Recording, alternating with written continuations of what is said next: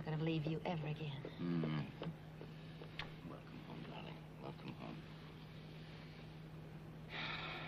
The only trouble with having so much time on my hands is that I begin to brood, and brooding is not good for the soul. I go down to the bookstore and I'd stack up some mail and... hey, you know the desk clerk, you know, from the inn? Robert? Yeah, Robert, yes. And he saw me opening up the door one day, and he came running across the square, and he bought one of those, you know, postcards. Here, look in my pocket. Really, I'm serious. Look in my pocket. There, the proceeds for the week. That's it? That's it. That giant nickel? Yes. Industry marches on.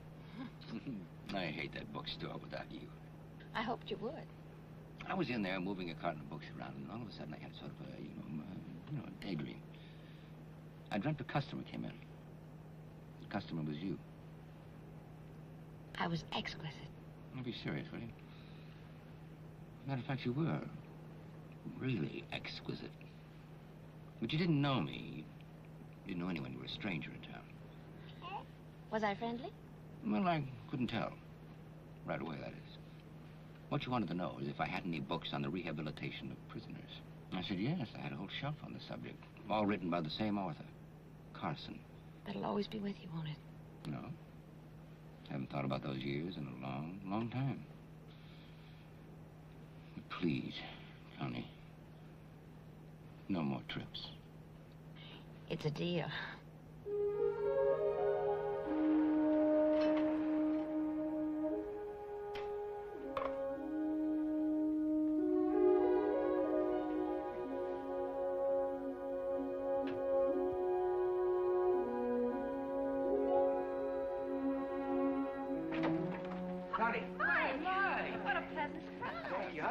He took it like a veteran. Give me one of those. Sure. He loved it. Well, I tell you, I was a little worried about it. Well, late. fog at the airport as usual. Well, how is she, huh? How is she? Rachel, oh, she's just doing wonderfully. Let's see. So wonderfully, I don't even know where to begin. Well, I talked to Dr. Bartlett on the phone this morning, and he told me we had every reason to be more optimistic than the last time we talked. He certainly ought to be, from what Connie told me. She called me Mrs. Carson as soon as I walked in the room. And began asking where Matthew was. I thought I'd better not take him to the second visit. When she saw him, was she upset? Oh, yes, a little, at first. And then old Mr. Matthew held out his arms for her to take him. So you made the day, huh, little tiger? He should be sleepy. He's up so late. Yeah. Right, Matthew? Let me tuck you in, little fella. Come on, up we go. There we are. I think I better change him, too.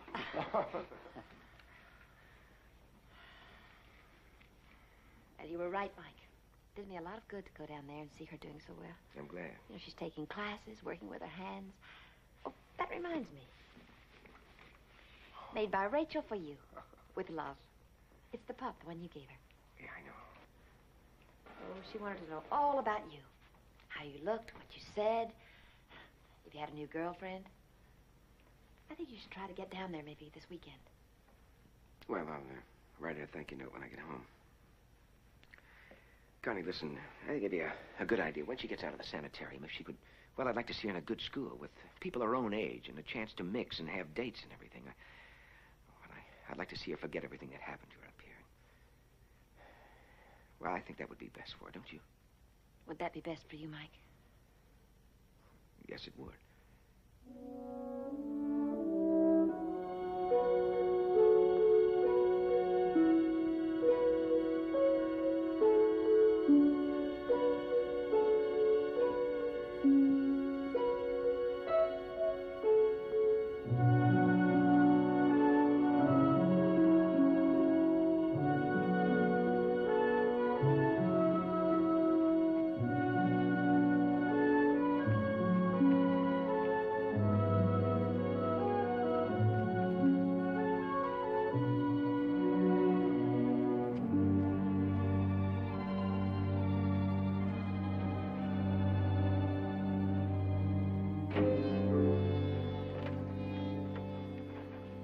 As a present to my daughter and her husband, I've decided to go along with you.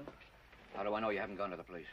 Oh, come off it, will you, Les? I wouldn't put anything past you, Eddie. Then why are you doing business with me? I know, because I'm your only chance just like you're mine, huh? But anyway, I wouldn't ever never go to the police. They wouldn't pass out anything but gratitude and appreciation for what I know about you.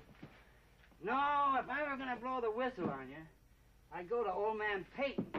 He'd change his will in 10 minutes, and you'd be out in the cold, and I'd be a few $1,000s richer. It's all I could get right now. $4,000 in small bills. I'll give you 4 more later. Well, that'll take care of my Christmas shopping. Now let's talk about a pension for the kids. There's nothing to talk about. I told you you'd be taken care of, and I told you that I'm the administrator of the old man's will. If he doesn't change it. And if Mrs. Cord changes her name back to Mrs. Rodney Harrington. You let me take care of that. Now, let's get out of here. The night watchman's due any minute. But what about a pension for Mr. and Mrs. Norman Harrington and baby? I told you. I don't care what you told me or what you promised me. I don't care about that. We're not talking about 100 yards of blue cotton cloth. Now, if you want to wake up some morning and become the administrator or whatever you call them of all those millions, you better just pull up a Cracker Barrel and help me figure out a way to take care of those kids. You'll just have to take my word for it. It's that simple. There's got to be another way. You don't know what you're talking about. I could give you a piece of paper that says that when I'm the administrator of the Peyton estate, I promise to give you 10% of the income, which would be about as legal as Confederate money. A third, Les. Peyton's got 3 grandchildren. My daughter's married to one.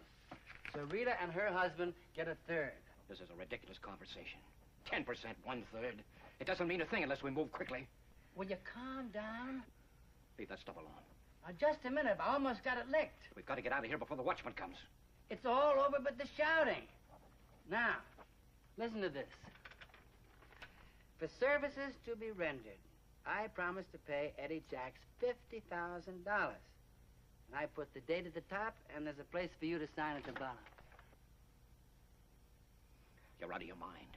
Well, have you got a better idea? I mean, besides my trusting you?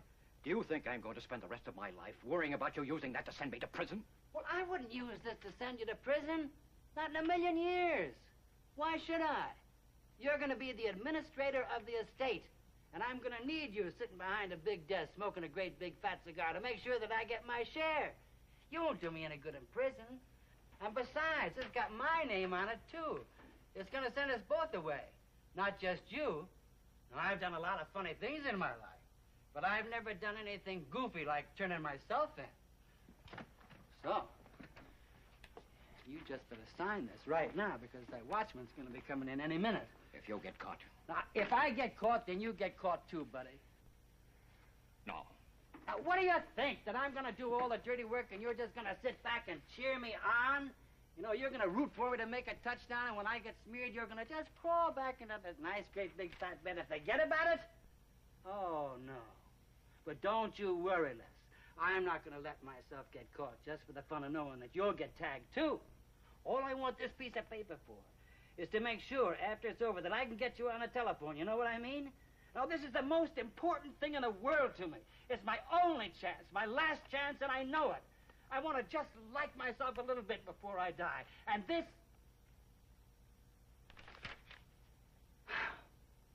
What am I doing? Why am I begging you? You came to me. You said you were desperate.